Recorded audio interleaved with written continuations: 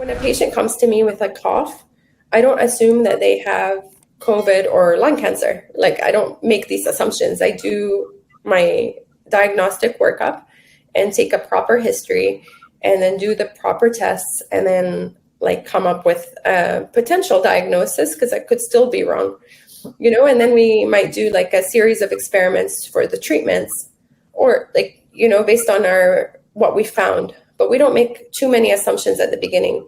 And I think what we notice with organizations is if there's not a lot of capacity within them already, they tend to go for the quick fix band-aid solutions without really understanding the problem.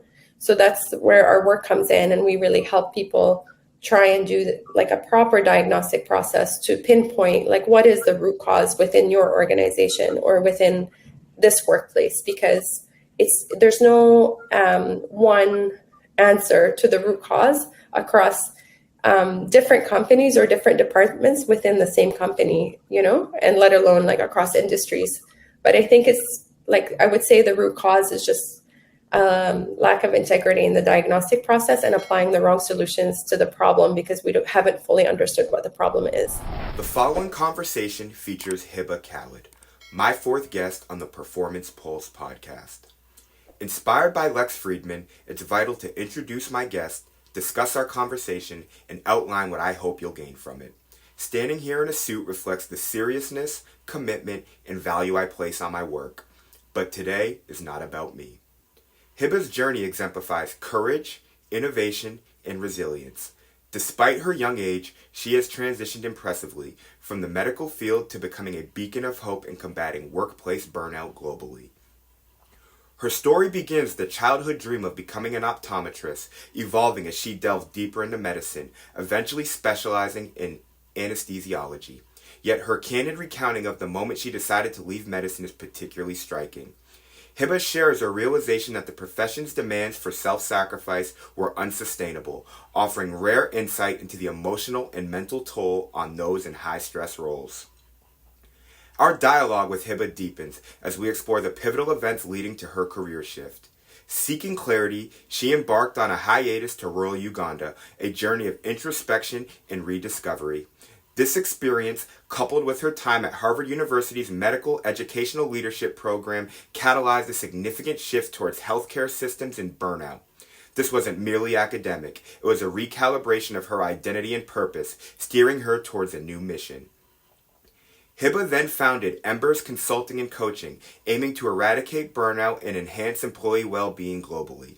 Her mission is formidable, combining her medical expertise, personal experiences, and leadership training to address this challenge head-on. This episode not only highlights the scope of her mission, but also underscores Hiba's qualifications and unique qualities that enable her to lead such a transformative endeavor. Listeners will be drawn into a narrative that is both informative and deeply humanizing, shedding light on the realities of burnout and the importance of well-being in the workplace. Hiba's story serves as a powerful reminder of the impact personal experiences can have on shaping our paths, the potential for transformation within challenging circumstances. As you tune into this episode, be prepared to journey through Hiba's remarkable story, gaining insights into the resilience and determination required to align one's life with personal convictions. It's a story that not only educates, but also inspires, encouraging us to consider the role of well-being in our professional lives and the impact we can have in creating a healthier, more sustainable work environment for everyone. How's everyone doing today? We're here for episode 4 of the Performance Pulse podcast, and I'm really fortunate to have a guest here with me. She has a very compelling story and a mission that really resonates with me, especially as we talk about performance and really just pushing life's limits into chasing our higher purpose. Hiba, how are you doing today? I'm good, thank you. How are you? I'm doing great, and I'm really happy to have you on this podcast. It is Super Bowl Sunday, 42nd day of the year, and I'm really big into tracking the numbers in this win-loss framework of just measuring how I'm doing. And so I'm 32-9 on the year, and on this Sunday, I'm able to sort of evaluate, okay, what do we have moving forward? And so to have you on this podcast and tell your story really sets the stage for not just this platform, but also next couple months, the goals, and like really as everything is beginning to take off. So I'm happy to have you on here and tell your story a little bit and also allow you to get a platform to share your mission. Thank you. Thank you. I'm excited to be here. Thanks for having me. Yeah, no problem. So really diving in from a physician to then being an educator to then starting a consulting company. Okay, these are not small feats by any stretch of the imagination, and you have a mission to now tackle burnout on a global scale. Can you talk a little bit about your path and what led you on this mission? Yeah. So I, I don't know where to start actually. I guess I'll start with from undergrad. I guess from high school. I always knew I liked science. And I knew I would have kind of a STEM based career. And but I didn't know exactly what I wanted to be. In growing up, everyone told me you'll be a doctor just like your dad. And I wanted to prove everyone wrong because I didn't like to be told what to do. But then, and I remember going to get my eyes checked with the optometrist like once a year just to make sure everything was fine. And he looked like he was having a lot of fun at work. So I decided in high school I wanted to be an optometrist like Dr. Dahl. And I'm like, he looks like he's having fun. So I want to have fun in my work too. So I went to the only English speaking optometry school in the country in Canada, where I did my undergrad in pre optometry, pre health, and then later became like biomedical sciences. And within the first semester, I knew it wasn't my career because it was so much physics. And um, I'm interested in like how the world works and how things work. And physics is an interesting topic, but it just felt like way above my, like, it's not my favorite science. I was like, I really like biology. I like chemistry. I like how the body works. Was Um, it a tough moment recognizing that that wasn't the thing you wanted to do? I guess so, but I was like 18, so it wasn't really like a huge big deal, and it was like a biomedical science degree. So I'm like, okay, the road's still open. I can do other things. But I guess it just like made it led my decision to go to that particular school and do that particular program because I thought that's what Dr. Dahl did, and he was having a lot of fun. Like Yeah. so, it wasn't until during undergrad, I was a little bit confused on the direction because I knew I liked science, but I didn't know what to do really. I was like, maybe a pharmacist, maybe a dentist, maybe something like that kind of thing. But wasn't set on anything. And I was like, maybe I'll like cure cancer and become a researcher. And so by the end of like near the end of undergrad, I had decided that I would do a master's and just kind of buy myself time and figure out what I wanted to do and dabble in research a bit more. But then I did a medical missions trip in Nicaragua and Costa Rica in 2006. And it was just, I wasn't a medical student or anything. It was like the summer between my third and final year of my undergrad. And I decided that actually I really loved it. We were in resource constrained communities. At the time that we were there, there were strikes. Um, and so a lot of the communities didn't have healthcare access. So our clinics that we set up in churches and community centers provided some much needed primary care services. And I was with this group, and we were learning medical Spanish, and it was just incredible to be able to take a history from a patient and realize that like small changes that you can make for a patient. For example, we had a 6-year-old boy who was complaining of headaches, and he needed I thought I had watched too much Grey's Anatomy at that point. And I was like, my gosh, a 6-year-old boy with a headache, he must have a brain tumor. Like, we got to operate on him, like went to the worst case scenario. And then you obviously were supervised and we had to report to the actual doctor. And I told the doctor that in a lot of urgency, like, come see the 6-year-old boy who has a brain tumor. And he was like, let me go talk to him. And then he talked to him in Spanish, and he was just like, this boy needs glasses. So then I was like, oh, okay. So, but what was cool about that story is that, or that moment was that, just realizing how you can make like a very small difference in someone's life by giving them glasses so that they can like clearly see, and the impact that that single decision or that single diagnosis will have on that boy's, like the rest of that boy's life, in terms of like his ability to do well in school and kind of like his potential for what he can achieve in his lifetime because we fixed his eyesight, kind of thing, or helped him see better. So I remember after that trip, I was convinced, I'm like, okay, maybe I do want to be a doctor. And so then I ended up doing a master's degree in cardiovascular biology um, between undergrad and med school, because I kind of missed the deadline for applying and doing the right tests and stuff. No, And where did you study at? Did you move at that time? Did you like yeah, change the environment? yeah, and that was a really interesting story too. I had applied to the University of Toronto. I had gotten a master's degree there, or a master's offer there, and I was going to go there and would have spent like 2.5, 3 years there doing a master's program. But then I remember feeling frustrated um, with the administrative side of things. Like I wasn't, it's such a big school. I wasn't getting clear communication. So I remember feeling frustrated, and my mom suggested I look up programs in the UK. And at this point, I had never really considered um, studying abroad or anything. And I ended up Googling like cardiovascular sciences UK master's programs. And I ended up um, at the University of Edinburgh, so in Scotland. And it felt like a really big move. I was only 22 years old. I had never like lived far away from my parents, like not Have that you far. ever traveled internationally prior to that? Yeah, yeah. I mean, I grew up in the Middle East up until the age of 9, and then so it was, yeah, it was.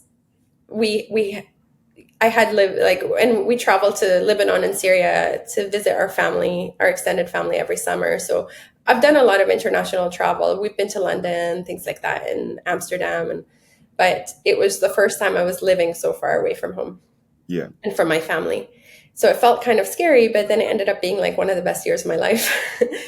And I got offered a PhD to stay on, and then, but that at that point, I knew I wanted to do med school. So I had applied to medical school. I ended up in medical school in Ireland, and then throughout medical school, I absolutely loved like most specialties. And but it wasn't until I got to anesthesia that I was like, oh, this one taps into all the ones I really like. Do So you get the opportunity to explore all different ones while you're in school? yeah, yeah. So you That's get really to cool. I do didn't like, know that. yeah, you get to do different rotations in all the different specialties, and you have to do like subspecialty like exams and things like that. So it was good because you get, med school is very, very practical actually. You get to do, it's pretty hands-on. You're in hospitals, you're getting to see patients. That's kind of how you learn.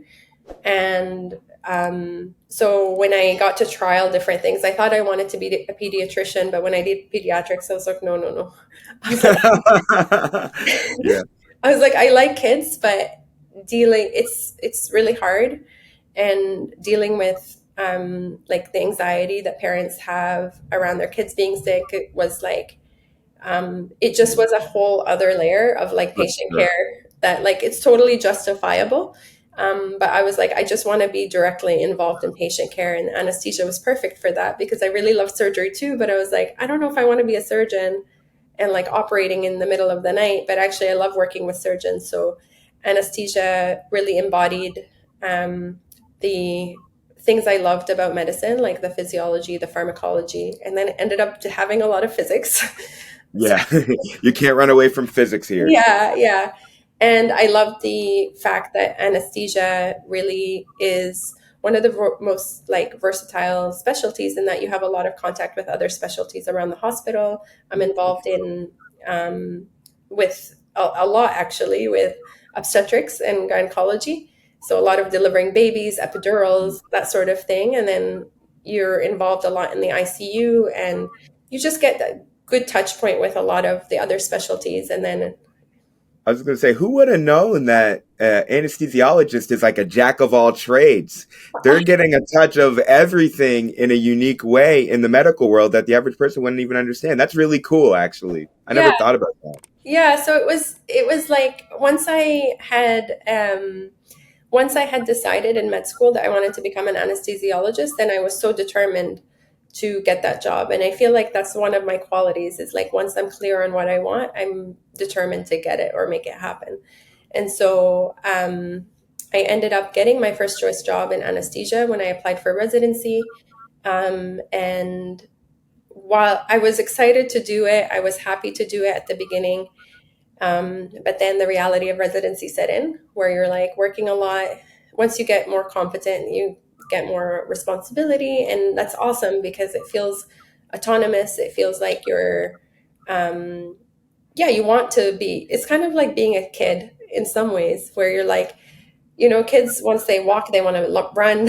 That once they like are able to do things for themselves, they want to do things for themselves. So it was kind of the same when in training, because at the beginning when you're a novice you have to be heavily supervised because it's patients lives at stake. And anesthesia like is a high stakes specialty because if you give the wrong dose of the medicine or it can have serious consequences. So at the beginning it was awesome because it was just so much learning. And then it got kind of serious. Like my on calls became more frequent and just I was given more responsibility, which was awesome, like I said. But then I also had board exams and quality improvement projects and all this other administrative burden on top of my very long hours. And then I started cutting into my sleep, my social life, and I just started becoming like a little bit irritable, a little bit disengaged, and just kind of disconnected with the reason why I started. And I just felt like so exhausted all the time to the point where I was like, I can't imagine my life being that for the next 35 years. Like, I love what I do. I feel connected to my sense of purpose in some ways. Like, I love making an impact at work, but the cost of it feels so high to my personal well being. And so I was just like, I don't know if I want to self sacrifice for the rest of my life. Um, yes. Yeah, that no, no, no. I'm sorry. I'm taking notes here as you're saying this, and so I'm really locking in like where you were at in the process. Like, what led you to becoming a physician? What is the journey? Then you're in this space, and then it's like, okay, you're trying to learn. You're on this ongoing ladder, and the more competent you become, the greater the responsibilities. But you're simultaneously learning as well. And so we think about what are like just highly stressful positions like a CEO or a military general or a doctor. And it's like that burden becomes so high, but also learning simultaneously. And so when you start to think about the different perspectives of like how burnout can impact so many people, you tackled it hands on. And so I find that really, really unique. So talk about where like you hit, because it's like we just like almost had like a build up of a story here where you had that point where you're like, okay, well, like something's got to give, and like I don't want to self sacrifice. And I think as we're searching for meaning, I think we want to find that path that's like gonna make us want to like put our life into this. Like I'm willing to do this. Well, like you established there, like this is not what I'm putting my life into, which I think is really powerful. So like, what was next? What was like the transition like? Yeah, I really want to like mention that as a resident, I used to be super curious. And I am a curious person by nature, but I used to ask a lot of questions about the system, like why are we doing things this way, or like kind of noticing some of the inefficiencies within the system in which I was working. And I always, or often, I shouldn't always say always, but often I was met with like, that's the way we've always done it, which was frustrating to hear because I'm like, that doesn't mean the way we should continue to do it. But I didn't know how to have the conversations in the right way at the time because I didn't have the right skills at the time. So, sorry, what was your question? Yeah, talking about the transition. Oh, So the you hit that tipping point in medical school, and you now establish that you don't want to do this anymore. What led to like what you wanted to do next? And so you were basically just yeah, saying how you didn't like the system, and yeah. yeah, So then I went to Uganda, and then I had a break in my training, and I decided to take it.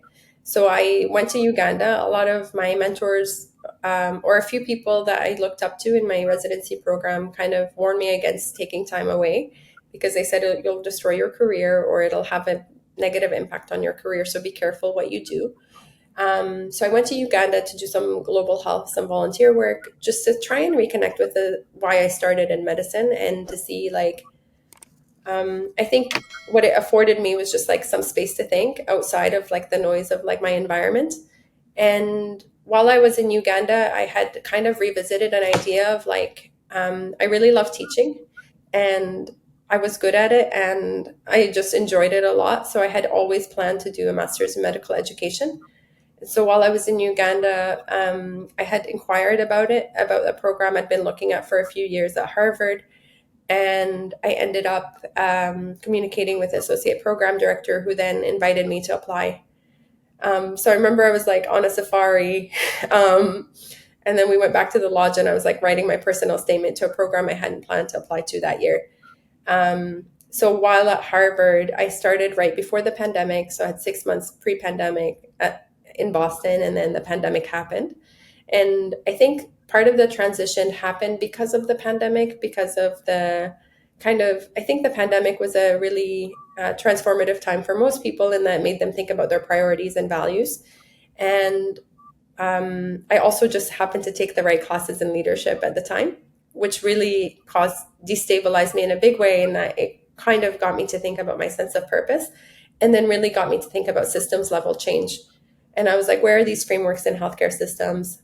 And then I started to really deep dive and go introspective on my own experience of burnout and how, like, kind of applying the framework to me and realizing, like, how I reinforce my burnout based on certain identities and loyalties and hungers that I have as a human being, like my identity, my social identities, my professional identities, my ancestral identities, and how they prevented me from asking for help, for example, or some of the loyalties I had, for example, to my father, who was also a doctor, and he passed away like a month before I started internship. So there was that like feeling of like loss of connection to him if I had quit. So it was kind of having to renegotiate some of these things. And then I also realized like some of the protective things that I have in my life. And I was like, oh, wow. I'm like, I wonder how you can apply this to burnout. And then um, through a series of like synchronous events, I ended up learning how to meditate properly. And then that business idea really became super clear to me.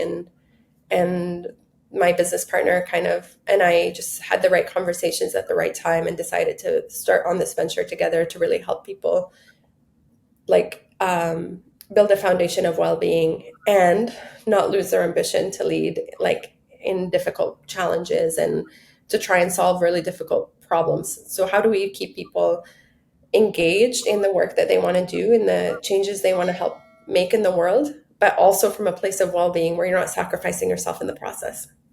When you were transitioning into academia and analyzing systems and how things work and going through all this introspection, was there a moment, like as you're looking at the systems and just like, oh, this is a problem that's bigger than myself as to why people are dealing with this, where you almost got like confirmation, like education gave you this exposure to where it allowed you to understand, like, this is what I want to do?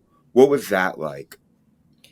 Um, so the it's called like the adaptive leadership framework. It's developed at the Harvard Kennedy School by Professor Ron Heifetz. He was also a former doctor and kind of like went through his thing of not becoming a doctor anymore. Or You find a lot of people with similar stories in that space that were burnt out and wanted to transition into being more of an educator. I think there, especially since the pandemic, there's been a lot of people who are looking for an exit plan within healthcare, um, who feel like yeah, the pandemic really hit hard on hospitals and healthcare workers, obviously because the burden was so high on them during the time. So just from my own personal networks, I know that a lot of people are thinking about like the 10-year exit plan, and that's really and the research does show actually that many, like 70% of doctors or 67.7% of doctors in the US are are experiencing burnout, which is really problematic because it's a high proportion of healthcare workers or doctors that are experiencing it. And then what does that mean for the healthcare system? So I think one thing that I've realized through my training is really the health of the organization is a reflection of the health of the employees working within it. And Gold. hmm? I agree 100%. That's gold. Yeah, I Yeah, see that quite a bit. yeah, and if there's not an if each of the employees doesn't have like a lot of capacity to withhold the pressure that they're dealing with, then the whole system doesn't have a lot of capacity to withhold the pressure of the system within the system. So then what happens is these systems become inefficient in the way they're operating or and inefficient in the way that they're delivering on their mission. So that's the whole reason why we developed Embers is to build capacity within people because it like simultaneously builds capacity within systems and then you're able to deliver from a much more impactful place and actually have better results um, when you're well and the system's well. 100%.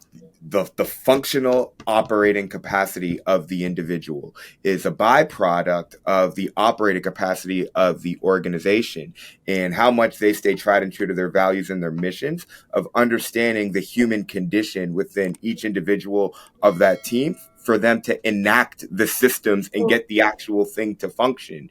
And so it's like and the interesting thing that you talked about through the transformational process is the sense of identity, and that is like the this relationship between the organization and the individual, where the individual, it's in our nature to be a part of a team and want to be a part of the organization, but the organization has a massive responsibility to making sure that they're able to provide for all of their employees basic needs, because that's what's going to get the system to function. And so it's interesting as we think about some of the strongest institutions in the world and the people who are within them. And it's like, well, what is their quality of life like? So like, how are they going to be able to like scale their impact or their mission?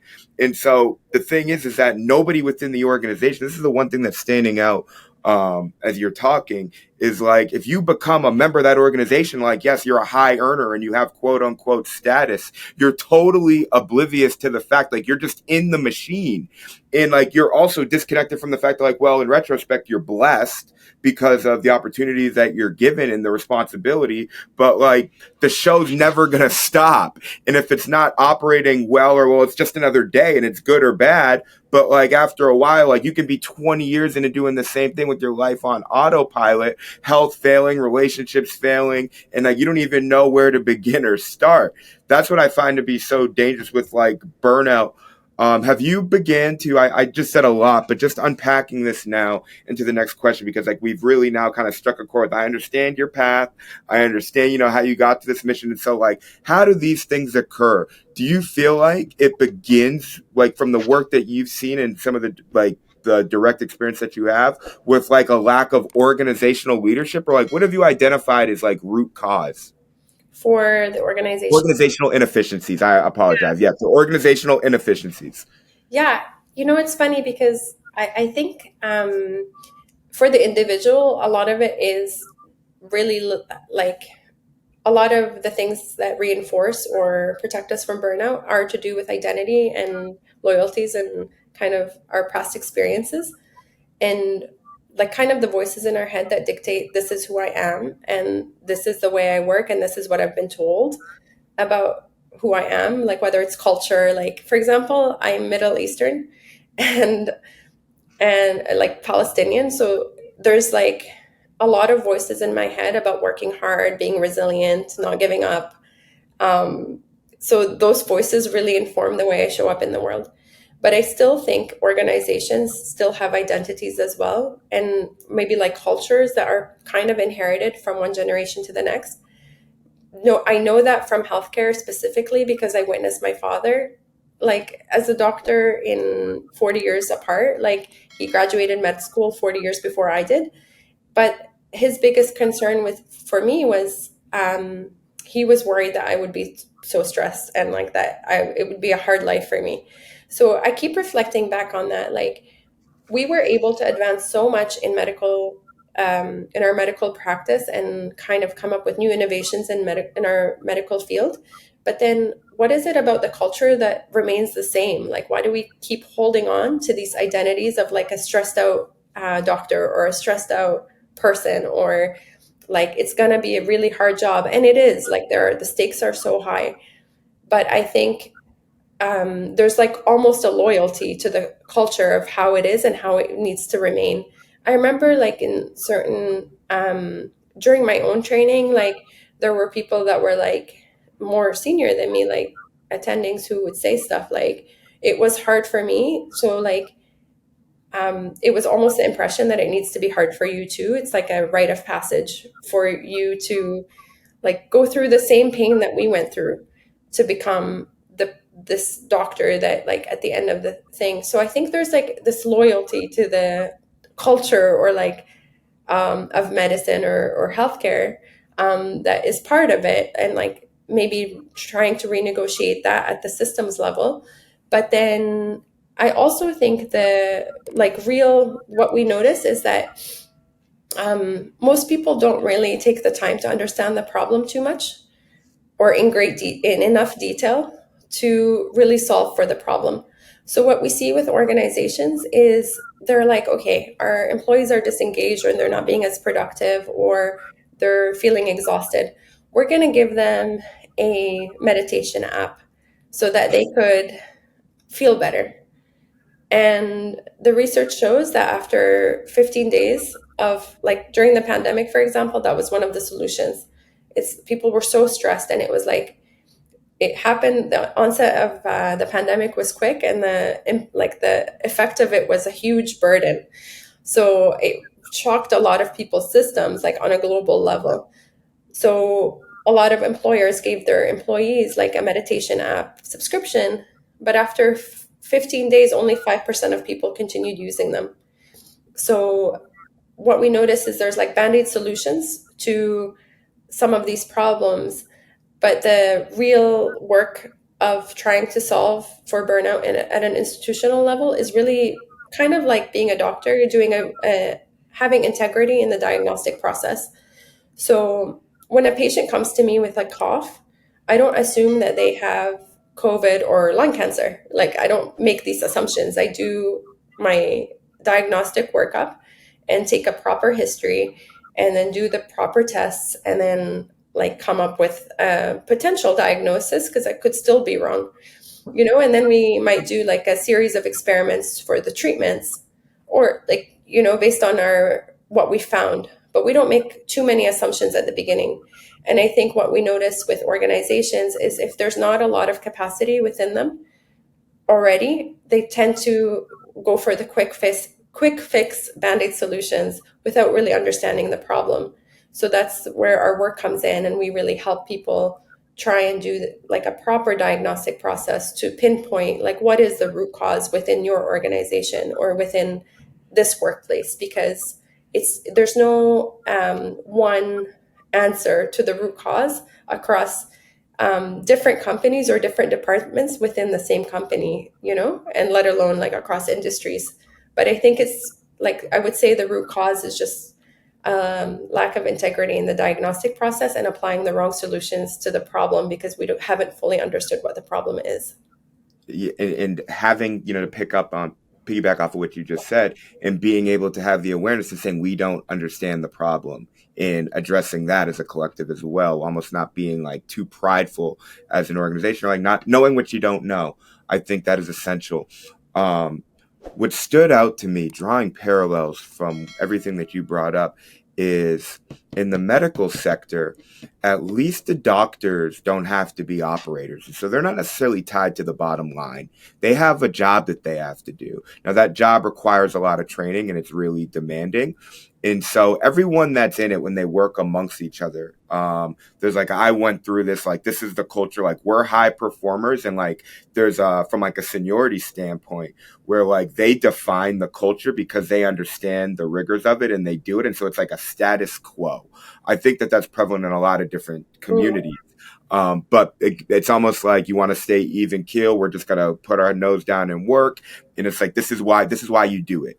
Now, whether they're aware of it or not, who knows? But again, they don't also in the medical sector, what stands out to me is that whether it's good or bad, is that they're not necessarily tied to like whether the hospital is making money, Mm, which I think it creates a particular dynamic. And I don't know, but just understanding how like the sociology works within an organization, but then transitioning into like a business. And what makes it so different is that like the culture is like so tied into like management and like performance and like the bottom line. And so they're so quick to like try to like put a band-aid on something or throw money at a problem. Like at least in the medical sector, like it's pretty clear like mm, what the job is going to be. There's so much ambiguity in the corporate culture.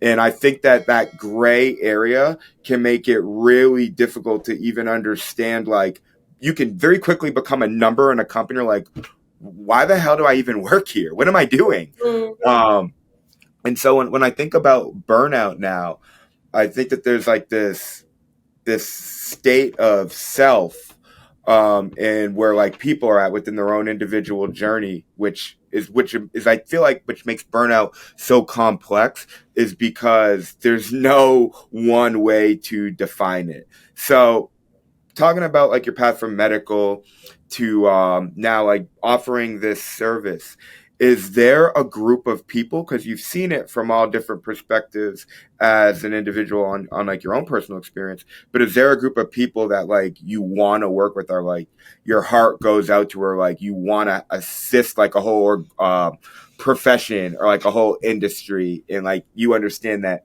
if we can solve it here first, this will create a trickle down effect to like then begin to scale our impact. mhm. Yeah, I just want to touch on something you said because it's interesting.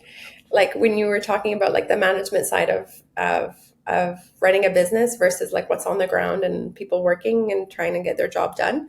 I think that's really important to mention actually because that happens not just in healthcare industries but in other industries too, where it's a little bit siloed. Like there's certain people who are concerned with like the money side or the business side of things and kind of efficiency, and then there's people who are actually doing the work and they sometimes feel super separate and don't talk to each other in effective Yeah. ways, and then they have different objectives that they're working towards.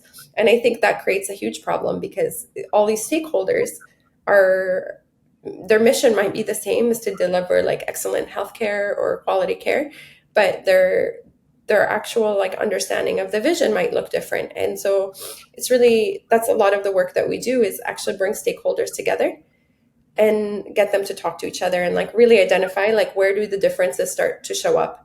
Is it at the mission level, the vision level, the values, the strategy, or the tasks, you know?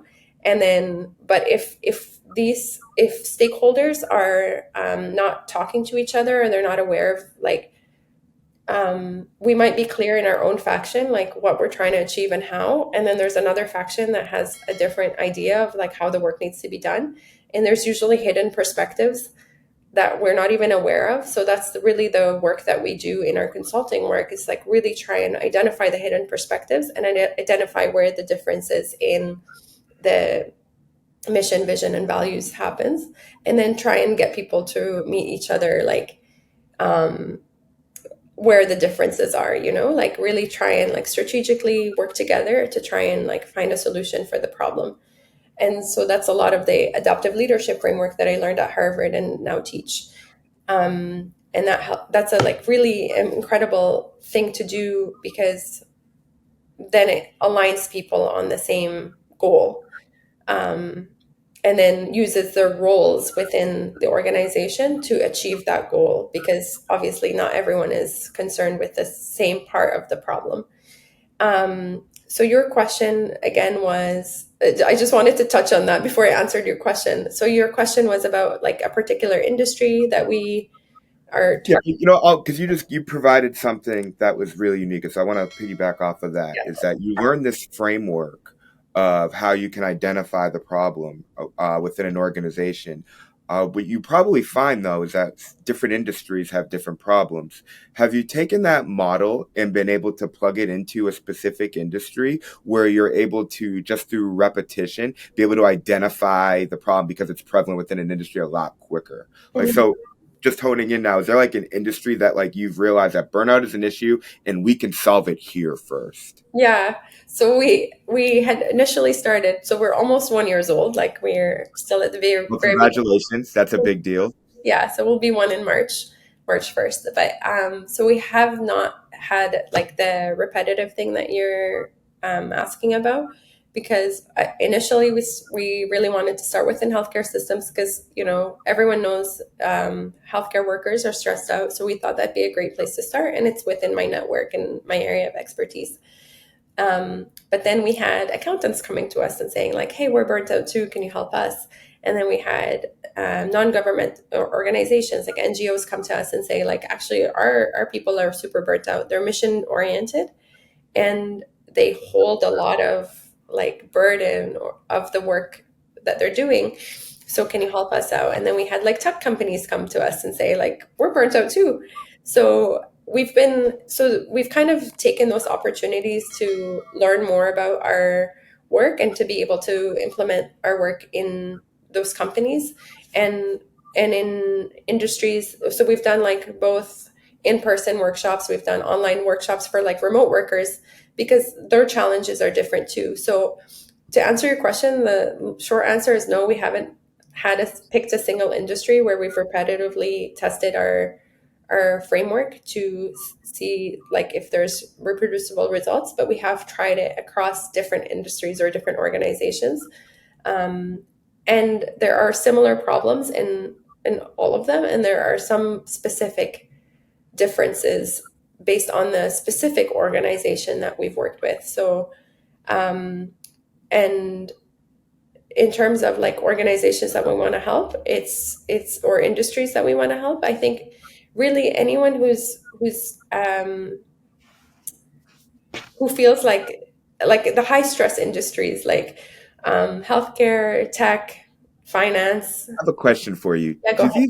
these leaders in these organizations, do they know that they have problems and that burnout is an issue and their employees are disengaged? And then my question is, through that initial collaboration where you're discussing the breakdown of their organization and like trying to identify what the problem is, are they open to negative feedback and taking on like identifying like, you have a lot of issues and like this is, it may be a flaw in leadership? Like, what are those conversations like? Mm-mm.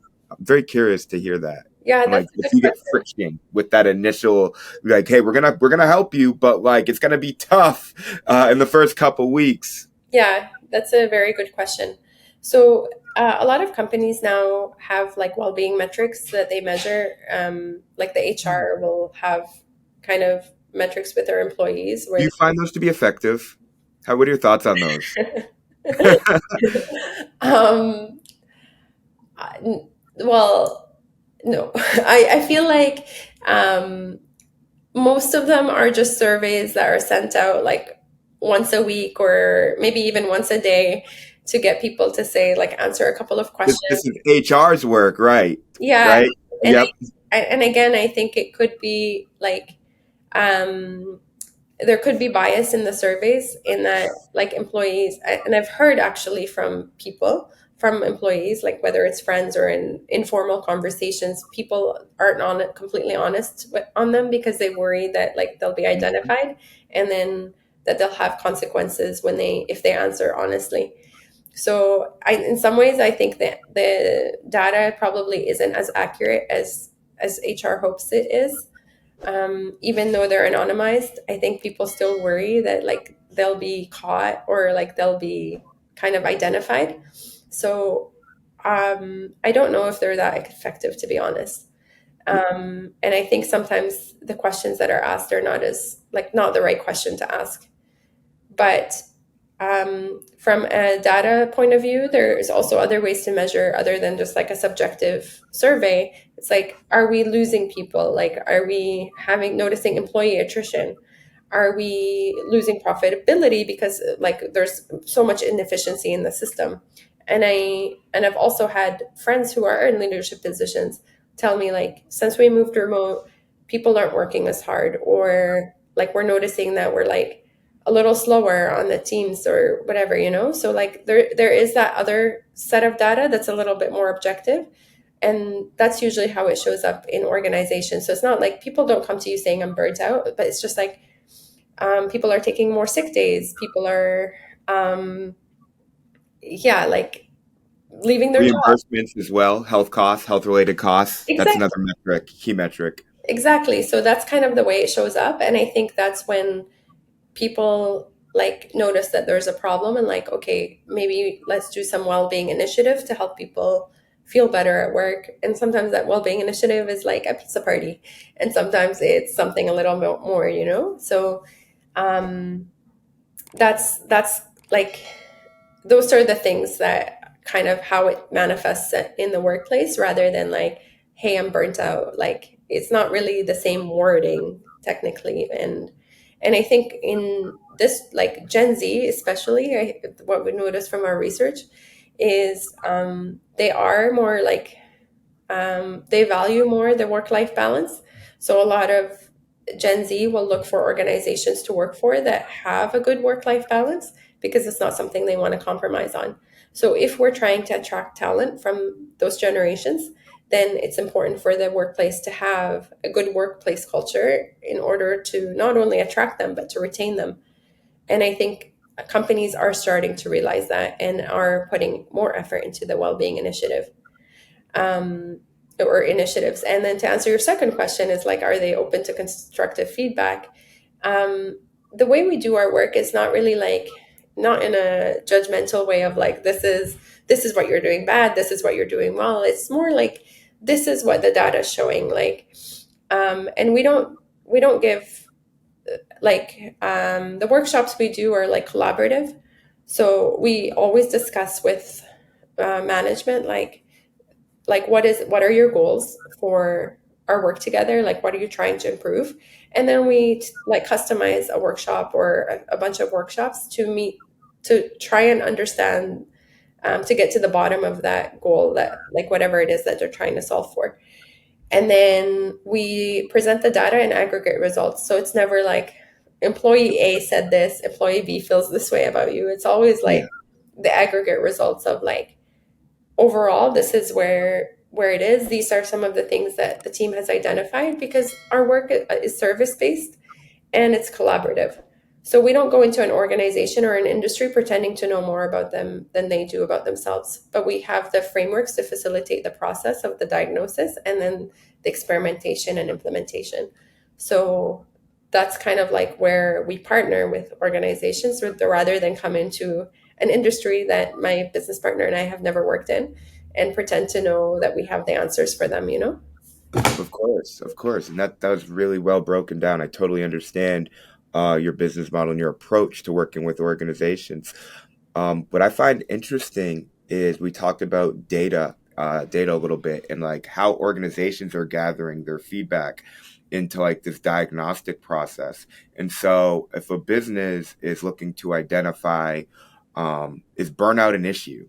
Is burnout a problem for us? And it's very difficult to like pinpoint what exactly is burnout. There's not like a universal metric. And so HR departments, this is the sole reason why they actually exist, have come up with different, surveys or different programs for the employee to then, capitalize on. I think more often than not, they don't even know that they all exist or how they can get the most out of them, but giving those surveys. And then there is this reluctance from the employee side to share the right information. So I look at this as like, there's like twofold. And that is one, does an organization even know what to do with all that information? And then also, why is it that like it's like we get this rigidity to like sharing and like data privacy? Because I think that where the world is going, especially with like healthcare and our mindset, when we think about like data and technology, if we have more outwardly quantifiable metrics, it'd be a lot easier to understand these things of just saying like, well, where's like your health indicator as an individual? And Mm, it was like think we call it like a RPE in the health and fitness world. But if you just had like a metric that someone could see on a day to day basis, and then look at the organization as a whole and say, well, majority of us are like operating at like a 6 of 10. This mm, is a problem. And so looking at being able to, this is what really draws me in, because I've worked with organizations in saying like, burnout could be a problem. This is how you're going to retain employees. And then like when we start getting into talking about like let's evaluate where Mm, we're at physiologically, or looking at like the company's the employees' perception of like really specific questions, I realized that it was creating a lot of like unease, like or like employees like feeling like I don't know if I want to share this, organizations feeling like it may be invasive to ask health related questions about like do you drink, do you smoke, or like mm. how active are you and or how much are you sleeping. It's like, well, I don't want to like share that, and I think that that limits our ability to just properly understand where people are going, and you got to sift through all these different layers, like through the different processes that you talked about. And so can you talk about to me if there's certain data points or things that whether you're utilizing or wish you could utilize to like understand the nature of people a little more to identify if an individual is burned out? Yeah. So we have our own survey that we send both the individuals and the like employees at like the organizational level, where we assess kind of some of the things you're describing. And I think maybe in some ways, because we're external to the organization, I still think we probably get people who are maybe holding back some of the like the truth maybe. And we say to people, it's for your own like assessment. Like even if you're not honest with us, like be honest with yourselves about like where you are in all of these metrics.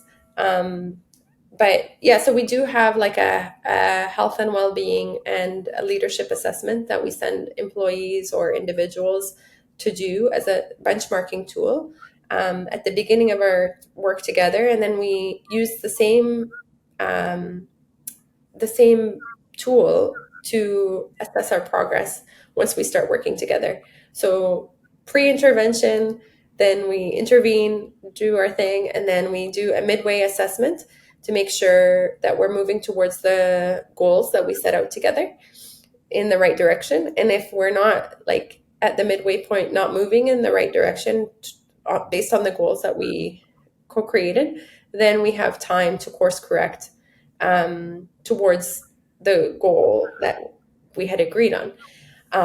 So we don't currently digital like we don't use digital technology in order to collect the data in the way you're describing in the physiology. I think in the future there is room to kind of use Do you find the that valuable? Just curious, from like the work that you do you feel like those that is a valuable source of information to help you do your work better? yeah, I think it could be really a complementary addition to the work that we're doing because like I have a Whoop, I measure my Okay. own data. um, Yep. That's I coming to the next question. So, yep, I want to dive into some of the things you do, Yeah, but so like both my business partner and I have Whoops, and we've used like Garmin's and Fitbits, and so like both of us like are data driven in some ways, and but I also think it's important not to fully depend on the technology. Like I think it's a very complementary addition to like be able to kind of witness on an individual level, like um, how certain behaviors that I choose to do will have an impact on my like recovery or my heart rate or my stress. I think those are really like cool things to know about myself. But just to give you a personal story on this, like um, when you're going through airport security and you have to take everything off, oh yeah. and most of the time, they don't make me take off my watch. But in one airport, a tiny airport in Mexico, they made me take off my watch, and then I left it behind. And I didn't have my Whoop for like a week, and I was like, "Oh my gosh, I don't know if I'm well rested," because I was so dependent on the data. Like I needed to know if I was like in the red zone or yellow or green, and I was like, I don't need that. Like I can just like I know how I feel. Like Yep.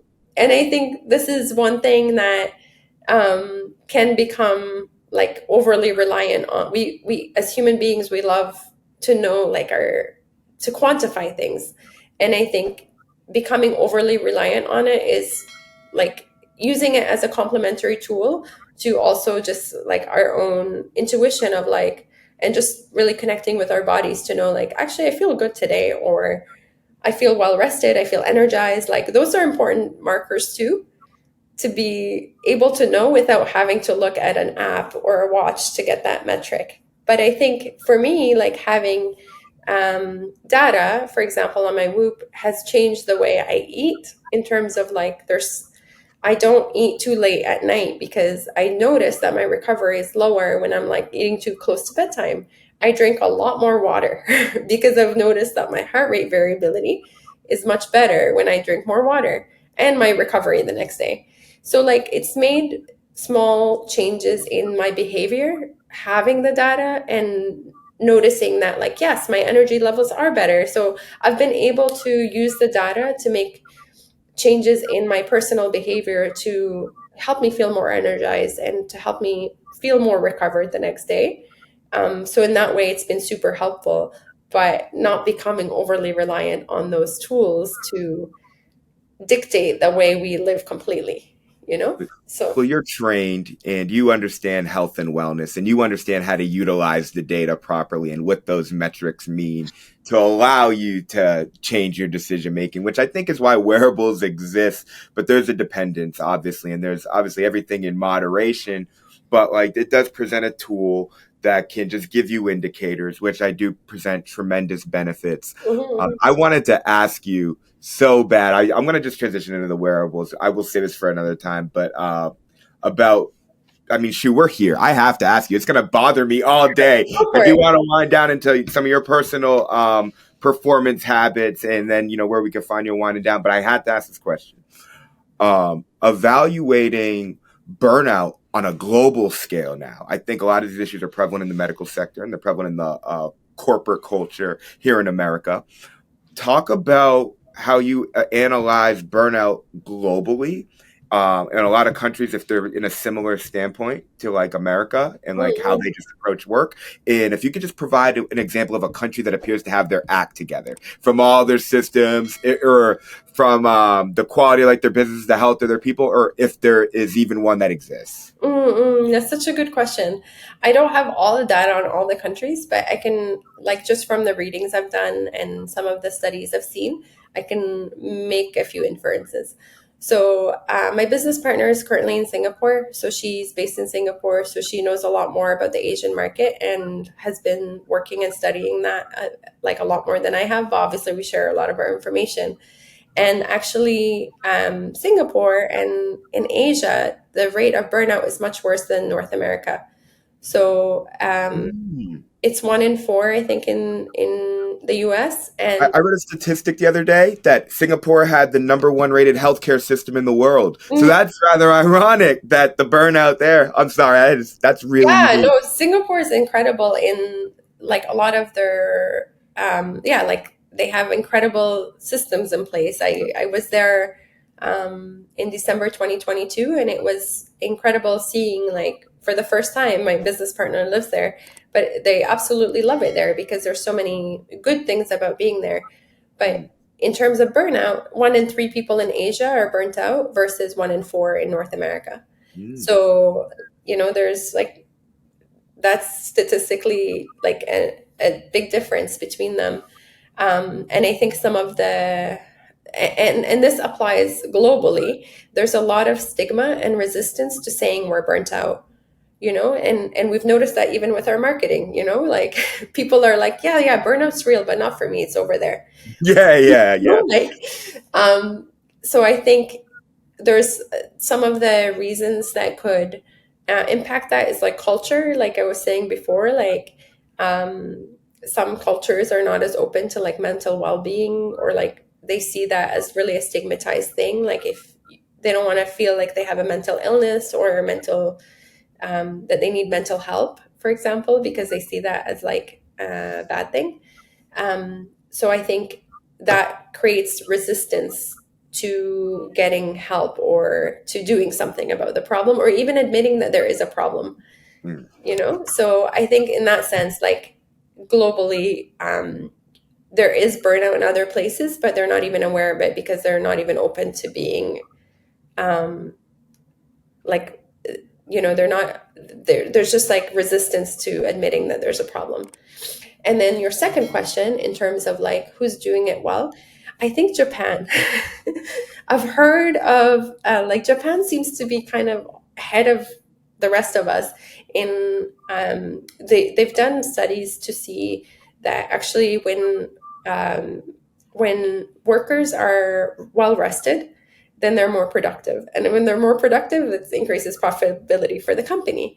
So some companies have now nap rooms in Japan where like they make their employees have 20-minute naps during the day, because then they're like, well, if they're rested, like, and then they have these like restrooms with like these recliner chairs, and you can go in and take a nap in this nap room, and then the productivity is like much better and you're happier, and it's like a win-win. So Japan has done that, and I think Japanese culture in general like carries a lot of the principles of well-being, like Reiki, Kagi. I don't know if I'm saying them all right. So I think a lot of the Japanese culture has a lot of cultural practices geared towards well-being, and I think it's also reflected in the longevity of life, like when um, like people tend to be older, live longer in Japan than in other countries. And then the other countries that I would say are doing something about it, I'm not sure in terms of They really actual. figured it out in Japan. I'm just everything about the culture, the art, like the emphasis on like just the Zen Buddhism. I just love everything about. So that makes total sense. Yeah, I yeah, love hearing that. yeah. So that's kind of like one bright spot that I actually like look at a lot of what they're doing, because I think they tend to be kind of ahead of the rest of us in terms of what they're doing. And in Scandinavia, a few Scandinavian countries give. I read this in a book a few years ago, and it was so when we lose sleep, like when we are sleep deprived, it has an effect on our longevity and a bajillion other things, Of in course. terms of health effects. Um, and in Scandinavia, they give shift workers, especially in hospitals, like nurses, occupational hazard pay, where because they know that like healthcare workers have to work shift work and have to like do unusual hours, they give them a hazard pay to kind of make up for the fact that they can't do anything about not making them do shift work. So I think even initiatives like that, like at least recognize that there is a problem, or there's a consequence to that kind of work. You know what's interesting about that? Like it's in some Scandinavian countries. Like I used to work for a software company out of Norway, and there's only about 5 million people there. And because of that, and taxes are really high, but they have great hospitals, great roads. People are very healthy, and people are very happy there.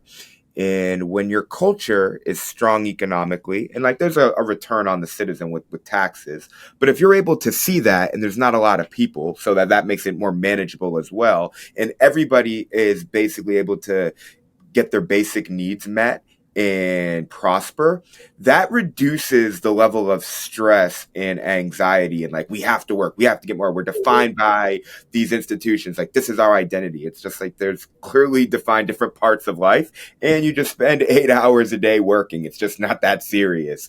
And so I feel like it's so systemic as to what drives that culture to begin with. And I think you did a really good job painting that picture, just saying some of those places and looking at the lifestyle and the approach of those nations, you begin to see that like burnout and like the state of the people is just like the microcosm of like the macrocosm. Mhm. Um, so I really appreciate you answering that question. It's just it broadens my perspective. I'm like actively learning and just like always trying to connect the dots.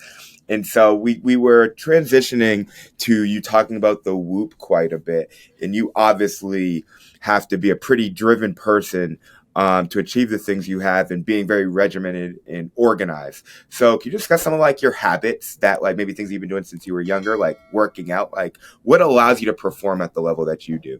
Mhm. Yeah, I think the biggest thing for me since childhood is like a sense of clarity, like really knowing what I'm aiming towards, like having sense of clarity on my goals, my purpose, I feel like I've had that, and a sense of determination. Like, so those are more intrinsic factors on like that help me kind of be achievement oriented in some ways.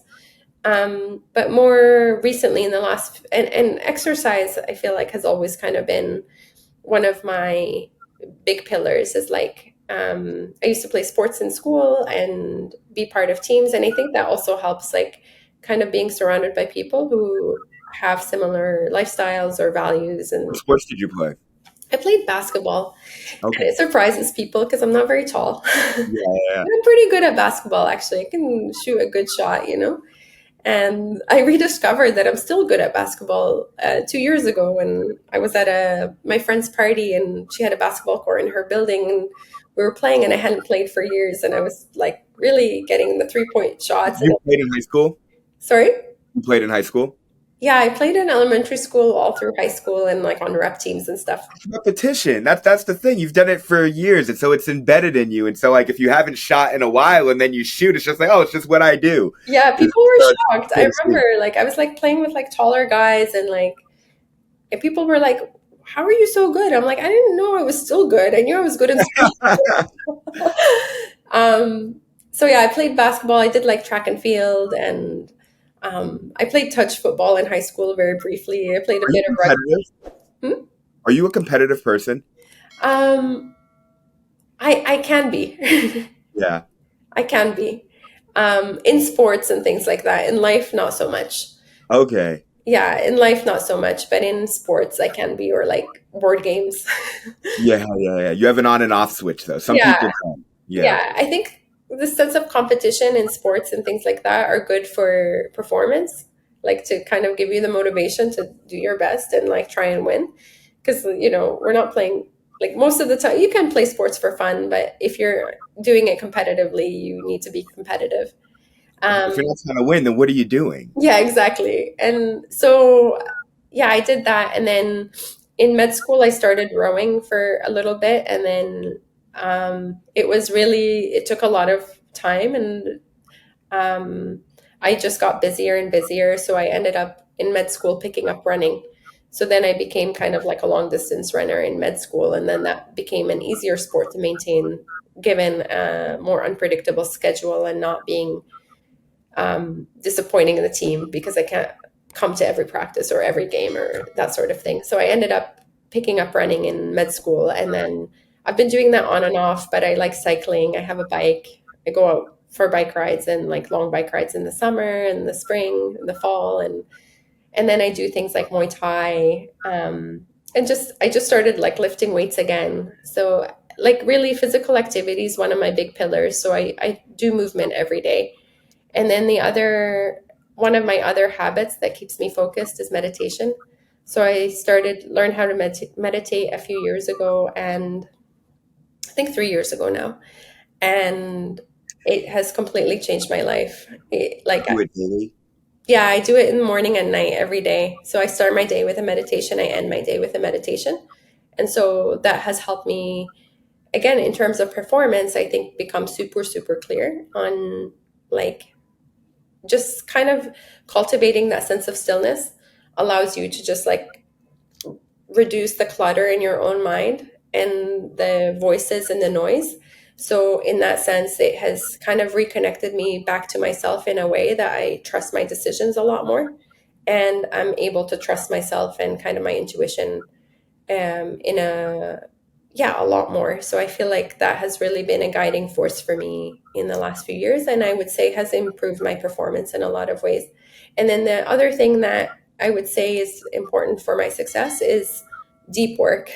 So I try not to book too many things in the morning because I know I'm productive then. And then it's just like switching off my phone. I have like different modes on my phone where I don't get notifications, and then try and do like 90 minutes of deep work just to try and like my whole thing, or like both Maria and I, my business partner, are trying to help like ambitious individuals maintain their ambition but not burn themselves out. So we try and help you find ways to get the work done but in shorter amount of time so that you don't have to like we're so distracted in today's world. There's always something taking our attention away. So how can we actually cultivate practices that allow us to do deep work where we're focused for a shorter amount of time and actually can get so much done, so that we can have freedom and free time to do the things we really love, like spending time with our families, spending time with our friends, doing the hobbies that bring us joy. So, we both really practice what we preach. And yeah, and that's been helping in like creating success in our lives. Yeah, it's the same recipe for most high performers that I know. They played sports growing up, pretty competitive, have habits, exercise, have a nice, diverse group of different activities that they do. But the X factor is the meditation. And you really brought me back to like center and thinking about that because meditation is a practice and you develop it no different than a muscle. And I'm sure, as you know, and someone that does it daily, is that it puts you almost like in a totally different element. Mhm. And then when you meditate, and I'm sure there are obviously good days and bad days and times where it can be pivotal for you and allowing you to attack or just get perspective, is that when a day is bad, you have an awareness within yourself as to like why you can't meditate or where is your focus going. And so you're able to just frame your thinking.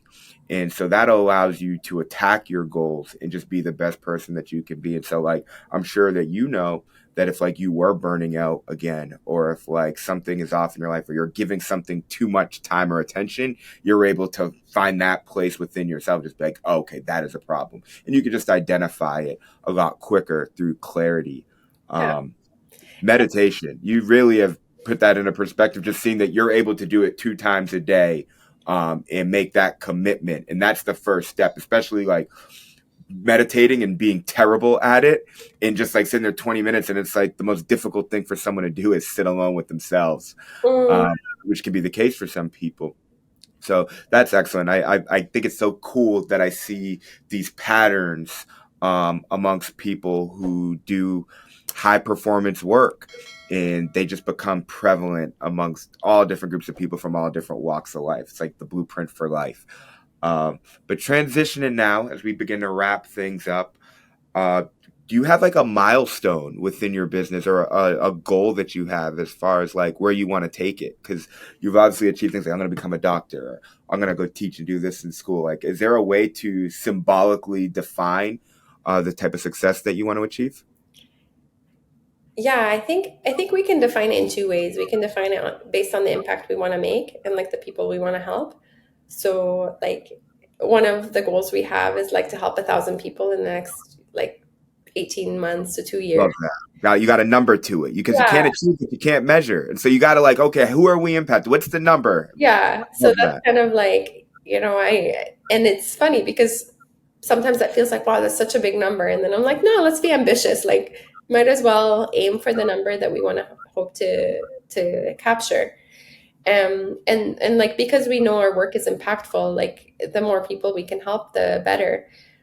So from that sort point of view, like we really our mission is to really help people live like their best lives. And I know that sounds a bit cheesy and redundant, like we hear it all the time, but really like from like a place of genuine wellness. Like without health, we don't have anything really. Like I've seen it through my work as a physician, where people are highly successful and then they retire and die 6 months later because of like health related issues. And like there's always this sense of regret. Like I wish I didn't work so hard, or I wish it wasn't like my biggest focus.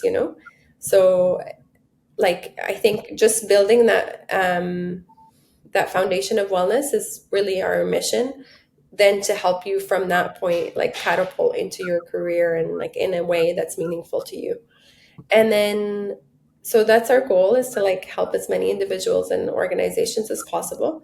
And um the other the other goal that we have personally as a company is to like become the go-to wellness company, that people will know us and think of us as like this holistic, comprehensive company that will provide for individuals, organizations, and really like turn around like the culture and the way people are working. And so we have a lot of ambition in terms of like things we want to do and different ways we're going to achieve that goal. And I'm really, really looking forward to like starting to implement some of the ways. So we have the one-on-one coaching that's available. We have the organizational packages that we have for the consulting, and we're also working on a e-learning platform that's going to become accessible to literally anyone who can sign up and with a monthly membership and then kind of do the self-directed learning. And one of our goals is to like create this sense of community, because loneliness can also be one of the reasons we feel alone in the world and like why we have stress in our lives. So our goal is to create a sense of community through our e-learning platform and have it be a place where there's like also personal, like one-on-one live touch where we or sorry, like group calls where we bring people together and still connect with people that we work with, even if we're not there every day with them or like on the longer journey with them. We still want to have like touch points, because I think that's a really important part in our world today, where we are connected on social media but maybe feel disconnected from like real life interactions or like meaningful interactions. Of course. Of course. And so I heard, an emphasis of health. I've heard emphasis of community. And your mission is to eliminate burnout. And those are just some values. Is there like a core value that your organization identifies with, or something that essentially drives you and is at the heart of why you're doing what you're doing? Mm, honestly, I think as a doctor, like, and as a human being, like, or maybe this is like a both a mission and like a value for both Maria and I. Like, we really do value health, like I mentioned, and community, or connection. And I think at the end of the day, it's like really healing ourselves. Like, how do we do collective healing? Is and like increase like the well-being consciousness of like the world in which we live, you know? And so I think that's basically one of our biggest drivers, is like really creating a well-being consciousness, and like focusing on health, integrity, like genuine curiosity, connection, growth, resilience. And so those are some of our values that we are working towards and that drive us to show up every day to create the impact that we want to create in the world. Well, Hiba, you're off to some great work. Um, your story is just compelling. And I think more so than anything else, with the values that you have and taking on this mission, is having the space to just share and getting out there as frequently as possible, and talk about what you've experienced and letting people know that they're not alone. Because there's probably a young girl who has a similar background to you that's in medical school right now and conflicted as to what they want to do. And you hearing your message is like, oh, okay, I can, disassociate with this identity, or there's more to it. There's another path while still following my passion. And that's the heart of like innovation and like creating that line of work and solving problems, is like taking what you're passionate about at like your core, and then take a fundamental industry and like create your own path. Mm, And so I try to take that approach with my mission. I try to find other people that are doing that as well. So it has been great having you on here. It's been a great conversation. I hope that we have many more. As we wrap things up, can you just share with the audience where people can find you and learn more yeah, about you? yeah. I'll send you my LinkedIn link so that people can connect with me on LinkedIn. So feel free to find me on LinkedIn. It's just Hiba Khaled. And you can also find me on Instagram at I am Hiba Khaled. So you can connect with me there. I'm always happy to for people to reach out in my DMs or send me an email. I'm always happy to hear from you then, from you there. And I'm also launching a podcast, not a podcast. Sorry, I'm not launching a podcast. I No take podcast. it back. I'm launching a blog next week that I'm really, really excited about, because it's a little bit more personal than some of the stuff I've been sharing so far. And it's more about my own personal journey of healing, in hopes, with the intention of people like kind of reading my story and then being able to reflect on their own life experience. And I'm hoping that it will serve as like a collaborative space for collective healing.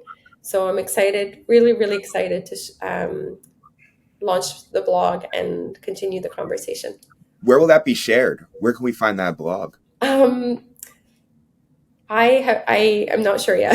Okay, I said that because I have like a blog myself, like on my website where I talk about more industry specific stuff. I Yeah. talk about like economics on LinkedIn, and then on Medium, I that's more of like a personal blog. Yeah, so It's I'm on trying my to decide website. I'm trying to decide between Medium and WordPress, but I will send you the link because I think by the time this is published, the blog will be live. So I will send you the link to the Perfect. blog so people can connect with me there as well.